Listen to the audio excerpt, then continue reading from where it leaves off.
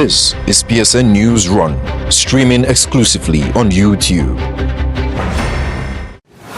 Hello and welcome to PSN Newsrun. Our top stories. PSN analysis 2027 election race as it heats up with Atiku, Obi, Jonathan in the spotlight and APC rallies early. UK says, if you don't leave, we remove you as a warning to overstayed foreign students. And on sports, Nigeria enters race to host 2030 Commonwealth Games. Stay with us for this and more on PSN Newsrun. We begin with an analysis by Joycelyn on Nigeria's 2027 elections, which is 2 years away. But the field is already stirring with Atiku, Obi, and even former President Goodluck Jonathan in the spotlight, and APC pushes its early re-election drive. Here's her report. Nigeria's 2027 elections are still 2 years away, but the political atmosphere is already heating up with parties testing strategies and new names being pushed forward. The ruling All Progressive Congress is rolling out early re-election messages, stressing achievements in infrastructure, security, and economic reforms. On the opposition side, former Vice President Atiku Abubakar is keeping his presidential ambition alive with coalition of the ADC, while Peter Obi continues to energize young voters and grassroots supporters under the Labour Party. But perhaps the biggest surprise is talk of former President Goodluck Jonathan being groomed for a return to frontline politics. His name is quietly surfacing in strategy meetings with allies hinting at a possible 2027 comeback. Analysts say the emergence of Jonathan could split votes in the south and complicate the calculations of both Atiku and Obi. Nigeria's political history is full of shifting alliances and surprise candidates. With Jonathan's name back in play, questions loom. Will he strengthen the opposition camp or deepen the division that could favor APC? Looking ahead, 2027 could become Nigeria's most competitive election in decades. With over 70% of voters under 35, the youth and digital campaigns may decide the outcome. If the opposition remains divided, the APC's incumbency advantage could carry the day. But if unity emerges, 2027 may deliver a historic upset. One thing is certain, the road to 2027 is shaping up to be unpredictable, with old rivals, fresh contenders, and a restless electorate setting the stage. Reporting for PS News, Joycelyn Ella Keche Ada. Amid growing public fears over genetically modified foods, Nigeria's Biosafety Agency says no GMO enters the country without passing strict science-based approval. Daniel is here with more details. With growing fears over genetically modified foods in Nigeria, National Biosafety Management Agency is moving to reassure the public no GMO enters the country without strict checks.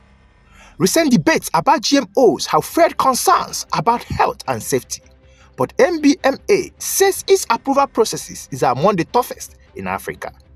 By law, no GMO can be imported or sold without scientific risk assessments, public notice in national newspapers, and reviews by independent experts covering toxicology, nutrition, and environmental effects. Unsafe products are rejected outright. Created in 2015 and strengthened in 2019, NBMA's mandate is to protect human health and biodiversity while allowing safe innovation. Even after approval, inspectors carry out routine surveillance and violators face sanctions from fines to outright destruction of products. Analysis says the agency's statement is a direct response to rising mistrust. With Nigerians questioning what's on their plates, NBMA is leaning on science, transparency, and tough enforcement to calm the fears. NBMA insists science guides the decisions, not sentiment, but rebuilding public trust may prove harder than enforcing the rules. Reporting for PS News, Daniel Okejeme. The UK is taking a tougher stance on foreign students. A new warning says anyone overstaying their visa could face deportation. Here's Joycelyn with the full report. For the first time, Britain's Home Office is directly messaging international students by text and email. The message is blunt: if you don't leave, we'll remove you. About 10,000 students whose visas are expiring have already received the warning. Tens of thousands more will get the same alert in the coming months. The campaign comes after what ministers call an alarming rise in students applying for asylum once their visas run out. Between July 2024 and June 2025, over 41,000 asylum claims were filed by people who entered legally on visas. Students made up the largest group. In 2024 alone, international students submitted 16,000 asylum claims, nearly 6 times the number in 2020. While the figure has dropped by 10%, officials say it's still too high. Earlier this year, the UK also reduced the post-study visa window. Graduates now have 18 months to stay instead of the 2 years earlier. With tougher rules and direct warnings, the UK is sending a clear message: foreign students must play by the book or risk removal. Reporting for PS News, Joycelyn Ella Keche Ada. Belgium is stepping into the spotlight at the UN General Assembly, announcing it will recognize a Palestinian state as part of a joint diplomatic push with France and Saudi Arabia. Ella is on the international desk. Belgium has announced it will recognize a Palestinian state at the United Nations General Assembly, a move adding to mounting international pressure on Israel. Foreign Minister Maxime Prevot confirmed Belgium will sign the New York Declaration this month, backing a two-state solution. The decision comes amid what Belgium calls a humanitarian tragedy in Gaza and Israel's continued violations of international law. Belgium joins Australia, Britain, Canada, and France, all of whom have pledged recognition to Palestine in recent weeks. Belgium also plans 12 sanctions on Israel, including banning imports from settlements, reviewing contracts with Israeli companies, and restricting Hamas leaders' entry. But divisions remain inside the European Union. At a recent meeting in Copenhagen, some foreign ministers pushed for tougher measures while others strongly resisted. Meanwhile, Washington has criticized Canada and France for their support for Palestinian statehood. The White House has not commented on Belgium's decision. The Palestinians have long sought a state in the West Bank and Gaza, with East Jerusalem as its capital. The U.S. insists this can only come through direct negotiations. With Belgium's move, the diplomatic momentum toward Palestinian recognition is growing, but divisions on how to deal with Israel and Hamas remain sharp on the global stage. Ella Okechukwu, PS News. And now, on entertainment news, 5 Nigerians based in Lagos have completed a 431-hour reading marathon, a Guinness World Record attempt designed to celebrate books and promote literacy. Here's Marianne with a full scoop. Parents aren't back from their trip yet. In Lagos, a group of young Nigerians have turned the spotlights on books with a record-breaking reading marathon that has captured global attention.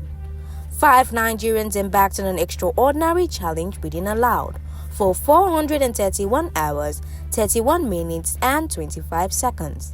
The marathon, streamed live from a Lagos venue, is now being submitted to the Guinness World Records for official recognition. Organizers say the goal wasn't just about breaking a record, but also about promoting literacy, celebrating Nigerian authors, and inspiring new reading culture. Viewers tuned in online from across Nigeria and abroad, following the endurance test as participants rotated reading sessions day and night.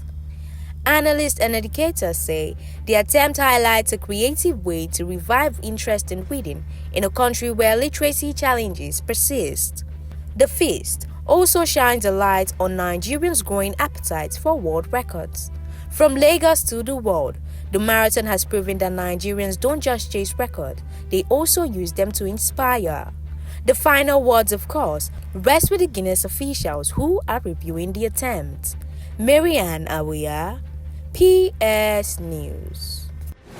And on sports, Nigeria has officially entered the race to host the 2030 Commonwealth Games, joining India in a centenary bid to revitalize the event. Let's join Sam for this and more sports stories.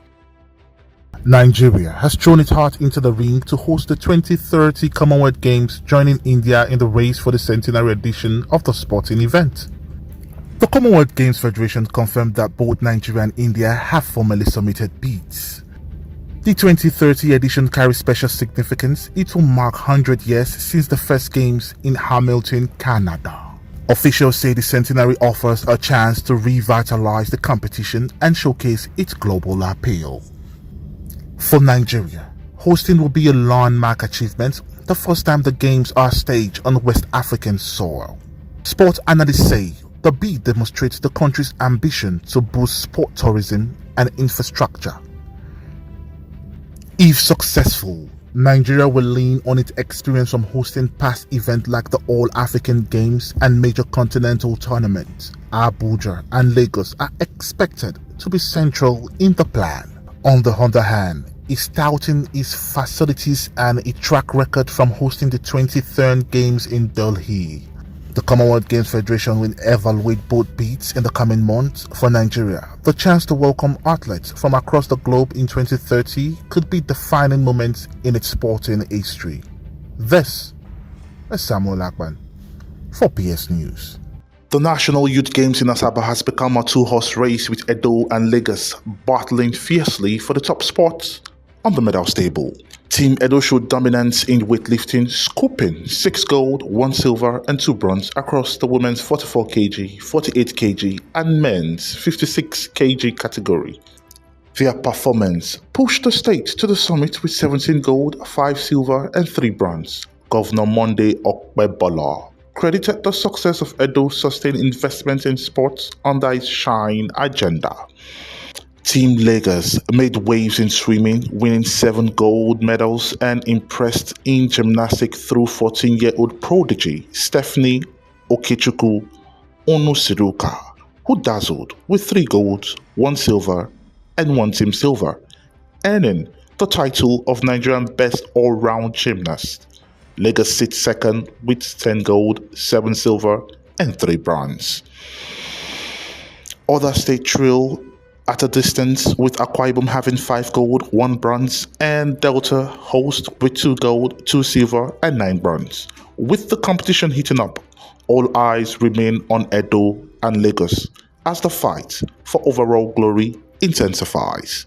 This is Samuel Akban for PS News. And with that sports report, we wrap it up on PSN Newsrun. I am Oluwatosin Deba. Good evening. You just watched PSN Newsrun, streaming exclusively on YouTube. This is your trusted voice for news that matters. Subscribe, like, share, and stay informed.